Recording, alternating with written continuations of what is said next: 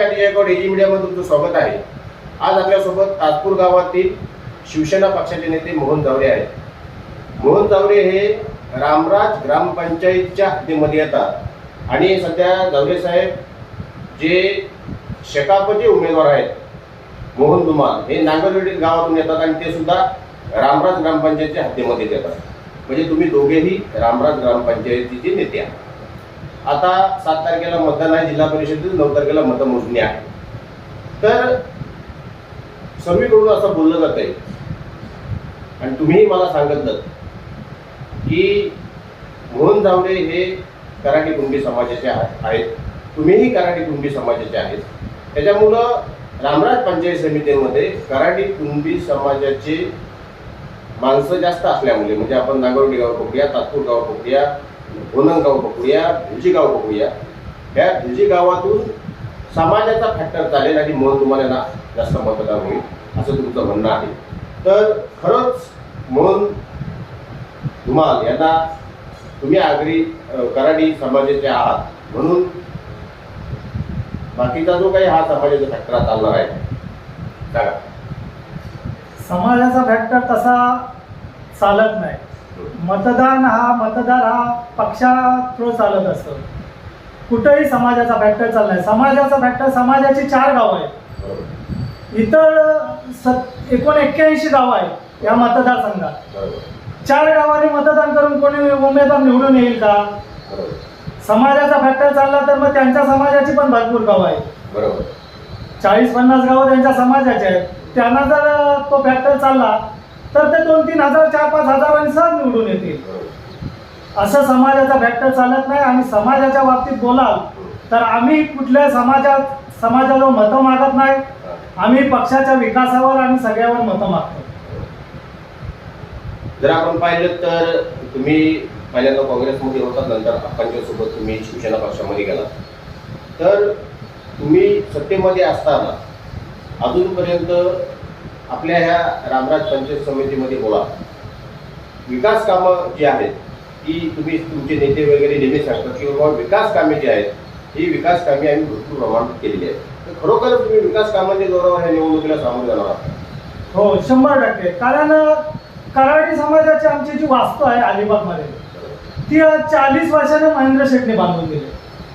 त्याच्यानंतर आपण वारकरी संभा भेजीला गेलो तर तिथं सुद्धा भरपूर निधी दिलेले आहे। 11 लाखाची निधी महेंद्र शेटने दिलेली आहे। त्याच्यामुळे आम्ही नक्कीच विकासाच्या माध्यमातून तर जाणारच आहोत। पण मतदारांना आम्ही एवढं सांगू की हा जो माणूस आमचा जो प्रतिनिधी आहे, जे गोंदे आप्पा आहेत, कृषा भगत आहे, ही खरोखरच लोकांना उपयोगी पडणारी माणसं आहेत। आणि जिथे सत्ता तिथे विकास असतो। असं कुणाच्याही पाठी लागून काय विकास होत नाही।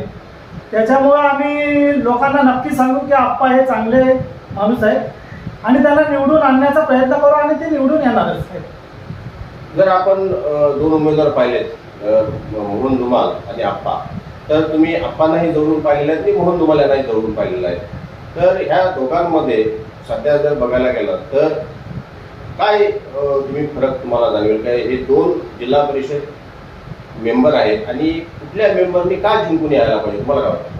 तसं बघायला गेलं तर आप्पांनी पप्पा असताना, म्हणजे आम्ही बरेच वर्ष काँग्रेसमध्ये होतो, पप्पांच्या मार्फत पाठपुरावा करून बरीच विकास कामं केलेली आहेत। अगोदरच्या का पक्षाची सत्ता होती, आम्ही नाही म्हणत नाही, पण ती लोक टांझानिया किंवा कुठेतरी जाऊन राहायची, लोकांना मिळत नव्हती। आता त्यांचा पक्ष एकदम पडगळी झालाय। आता ती लोक वेळ देतात पण तो वेळ निघून गेलेली आहे। तर आप्पांच्या बाबतीत बोलायचं झालं तर विकासाची, लोकांच्या सुखदुःखात आज आमच्या गावात 30 वर्ष ते सतत येत आहेत। आणि मोहन धुमालचं कार्य आम्ही बोलत आहे, तो सुखदुःखात समजा येतोय, पण लोकांची पाहिजे तशी कसली कामांची सोय होत नाही। आणि शेका पक्ष आता गळतीला आलेला आहे। आता त्यांची काय सत्ता येणार नाही। आणि आताच बघाल तर रामराजमध्ये सुभाष वागले यांनी सुद्धा प्रवेश केलेला आहे। त्यांना सुद्धा माहीत आहे की या विभागात विकास व्हायचा असेल तर सत्तेच्या पाठी जायला पाहिजे।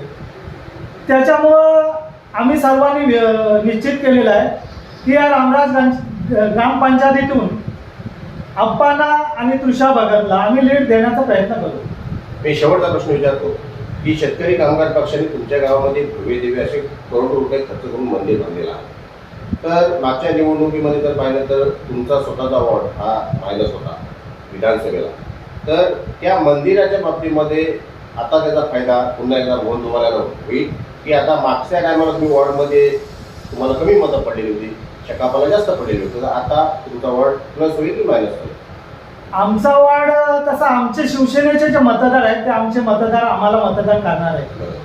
आणि प्रश्न झाला मायनस प्लसचा, तर मागच्या पंचायत समितीला राजू जाधव जेव्हा उमेदवार होता तेव्हा आम्ही 13 मताने आमच्या वॉर्डमध्ये प्लस होतो. आता सुद्धा आम्ही प्लस येण्याचा प्रयत्न करू. आणि दुसरी गोष्ट झाली तर शेका पक्षाने विकास केला, पण आमचा गाव 40 वर्ष शेका पक्षाच्या पाठी होता. विकास केला म्हणून आमच्या मेहरबानी केली नाही ते, आम्ही त्यांच्यासाठी 40 वर्ष झटलो. पण आता प्रत्यक्षात बघायला गेलं तर महेंद्र शेठच्या माध्यमातून आम्हाला करोडो रुपयाचा निधी येतोय. आणि आमचा आता तो तिकडचा रस्ता झाला आहे, आमचा स्मशानभूमीचा रस्ता झाला आहे. छोटम शेठच्या माध्यमातून आम्हाला एक कोली समाजाला समाज मंदिर बांधून दिलंय. अनेक विकास कामं आप्पाने आम्हाला आता CRS फंडातून आम्हाला एक फिल्टर प्लॅन तिथं दिलंय. आत्ताच्या घडीला जर विकास कामांचा जर बघितला तर महेंद्र शेठ आणि आप्पा यांच्याच मालमत्ता होत आहे. त्याच्यामुळे आम्ही प्रयत्न करणारच आप्पांना लीड मिळण्यासाठी. शेवटी मतदारांच्यावर अवलंबून आहे कोणाला मतं द्यायची ती, पण आम्ही निश्चित प्रयत्न करू या रामराज पंचायतीतून आप्पांना मताधिक्य मिळेल याच्यासाठी आम्ही प्रयत्न करू. तर आपल्यासोबत मोहन धावरे होते, तात्पूर समाजातील शिवसेना शिंदे गटाचे नेते. मोहन धुमाळ हे ओबीसी समाजाचे आहेत आणि स्वतः मोहन धावरे पण ओबीसी समाजाचे आहेत. त्याच्यामुळं ओबीसी समाज हा काही चालणार नाही. ह्या मतदारसंघामध्ये 80+ जास्त गावं आहेत आणि तसं पाहिलं तर आप्पाच्या समाजाची आणि बाकीच्या समाजाची गावं आहेत. कुठलाही समाज याचा नेता जर तो उभा असला म्हणून समाज त्याला मतदान करतो असं नाही आहे. खऱ्या अर्थाने जो कुठला पक्ष विकास कामे करतो, जनतेच्या समस्या सोडवतो, त्याच्या पाठीमागं खंबीरपणे मतदार राजा उभा राहतो. पण मित्रांनो, या गोष्टीला जास्त काही वेळ नाही आहे. 7 तारखेला मतदान आहे, 9 तारखेला मतमोजणी आहे. लवकरच आपल्याला सगळ्या गोष्टी कळतील. परंतु समाजाचा फॅक्टर पहिल्यांदा समाजाच्या फॅक्टरवर बोलणारे जर कोण नेते असतील तर ते मोहन धावरे होते. त्यांनी त्यांचे विचार मांडले. आप्पा आणि मोहन धुमाळ यांच्यामध्ये काय फरक आहे हाही त्यांनी आपल्या चॅनलच्या माध्यमातून तुमच्या सर्वांपर्यंत पोहोचवण्याचा प्रयत्न केला.